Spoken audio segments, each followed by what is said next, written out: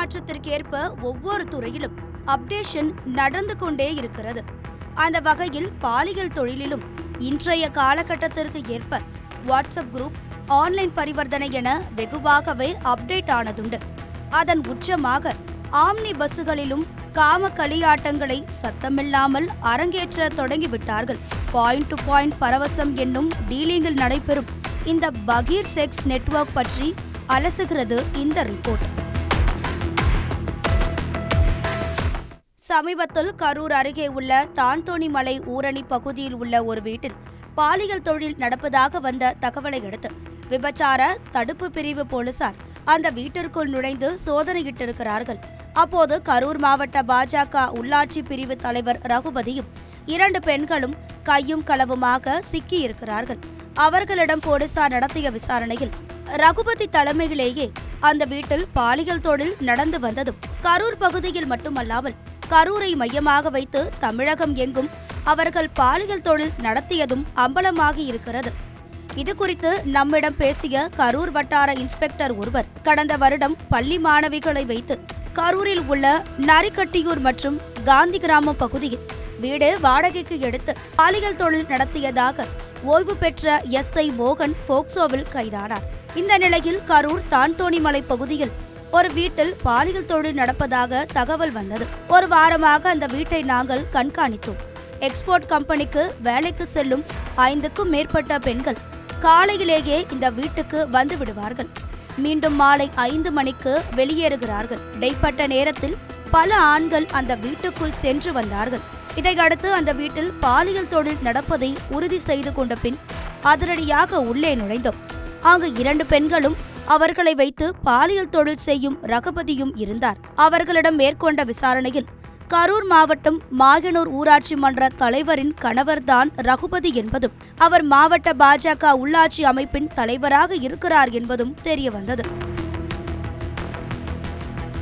அந்த 2 பெண்களையும் விசாரித்த போது கிடைத்த தகவல்களை கேட்டு நாங்களே அதிர்ந்து விட்டோம். நாங்கள் நடுத்தர குடும்ப பெண்கள்.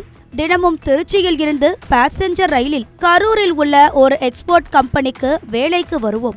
எங்களைப் போல பல பெண்களை ஒரு கும்பல் ரயிலில் சந்தித்து ஆசை வார்த்தை காட்டி பாலியல் தொழிலில் தள்ளியது. எங்களுடைய வறுமை சூழலை பயன்படுத்தி கொண்டு ஒரு நாள் ஒத்துழைத்தால் போதும், 5000 இருந்து 10,000 வரை சம்பாதிக்கலாம் என்றனர். இதற்காக கரூரில் இருந்து சென்னைக்கு செல்லும் ஆம்னி பஸ்ஸுகளில் படுத்துக்கொண்டே செல்லும் டபுள் பர்த் சீட்டில் எங்களுக்கு டிக்கெட் போட்டு கொடுத்து விடுவார்கள். கரூரில் நாங்கள் ஏறிக்கொள்வோம். கஸ்டமர் முசிறி அல்லது துறையூரில் ஏறுவார். ஏறியதும் எங்களின் நம்பருக்கு மிஸ்டு கால் கொடுப்பார். வாட்ஸ்அப்பில் எங்களுக்கு அனுப்பப்பட்டிருக்கும் போட்டோவை பார்ப்போம். அடையாளம் சரியாக இருந்தால் ஓகே சொல்லிவிடுவோம். பிறகு சென்னை செல்லும் வரை ஆம்னி பஸ்ஸிலேயே உல்லாசம் நடக்கும். பிறகு நாங்கள் சென்னையில் இறங்கி வேறு பஸ்ஸில் ஊருக்கு வந்து விடுவோம். இப்படி ஒரு முறை சென்னை சென்று வந்தால் 5000 முதல் 10,000 ரூபாய் வரை கிடைக்கும். மாதத்தில் 4 முறை சென்னை சென்று வந்தால் போதும் என்ற நிலையில் மனதை கல்லாக்கி கொண்டு இந்த தொழிலில் ஈடுபடுகிறோம் என அந்த பெண்கள் சொன்னதும் எங்களுக்கு அதிர்ச்சியாக இருந்தது. தொடர்ந்து அந்த பெண்கள் வாட்ஸ்அப்பில் பெண்கள் போட்டோவை அனுப்பினால் கஸ்டமர்கள் பெண்களை செலக்ட் செய்து ஆன்லைன் மூலமாக பணம் அனுப்புவார்கள். உடனே எந்த ஊருக்கு கஸ்டமர் வர சொல்கிறாரோ அந்த ஊருக்கு பெண்களை அனுப்பி வைப்பார்கள். இது எல்லா ஊரிலும் தான் நடக்கிறது. கரூரில் மட்டும் என்ன அதிசயமா என அந்த பெண்கள் எங்களிடமே கேள்வி கேட்கிறார்கள். அந்த 2 பெண்களையும் கரூரில் உள்ள ஒரு பெண்கள் காப்பகத்தில் சேர்த்திருக்கிறோம். பாஜக பிரமுக ரகுபதியை கைது செய்துள்ளோம் என்றார். ரகுபதி கைது செய்யப்பட்டிருப்பது குறித்து கரூர் மாவட்ட பாஜக தலைவர் VV செந்தில்நாதனிடம் கேட்டோம். அரசியல் காழ்ப்புணர்ச்சியில் ரகுபதியை கைது செய்துள்ளார்கள். இதை கண்டித்து போராட்டம் நடத்த எங்கள் தலைமையிடம் தேதி கேட்டுள்ளோம். பொய் வழக்கு போடும் போலீசாரை கண்டித்து விரைவில் போராட்டம் நடத்துவோம் என்றார். இது பற்றி கரூர் DSP செல்வராஜிடம் கேட்டோம். அங்கு பாலியல் தொழில் நடந்ததற்கும் அங்கு யார் யார் இருந்தார்கள் என்பதற்குமான அனைத்து வீடியோ ஆதாரங்களும் எங்களிடம் இருக்கின்றன.